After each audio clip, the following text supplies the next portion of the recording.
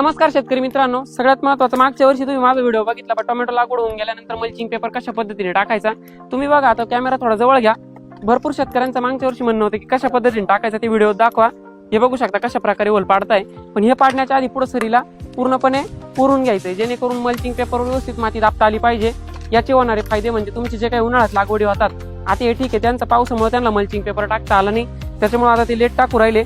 पण याचा होणारा जो काही फायदा आपण जर बघितला तर सगळ्यात महत्त्वाचा फायदा असा आहे की उन्हाळ्यात जी काही झाडांची मर होती ती कुठल्याही प्रकारे मर होत नाही मल्चिंग पेपरमुळे. आणि मल्चिंग पेपर नंतर टाकल्यामुळे तुमचं उत्पन्न पण वाढतं, सगळ्यात महत्त्वाची गोष्ट. आणि नुकसान जे होतंय ते 100% तुमचं नुकसान वाचतं. बघा, योग्य मार्गदर्शन, योग्य सल्ला चॅनलच्या माध्यमातून दिला जातोय. आणि हा जो काही प्रकार, हा जो काही दिसतोय, हा सध्या चांदवड तालुक्यात भरपूर दिवसापासून चालू आहे. आणि उन्हाळ्याच्या लागवडला प्रत्येक शेतकरी हाच पर्याय वापरतोय. तुम्हाला देखील उन्हाळ्याच्या लागवडी तुमच्या वाचवायच्या असतील तर तुम्ही हा प्रकार, तुमचा हा व्हिडिओ जो काय आहे तो सेव्ह करू शकता आणि आटपू शकता. आता वेळ खूप कमी आहे, पूर्णपणे व्हिडिओ आपण युट्यूब चॅनलवर टाकणारच आहे.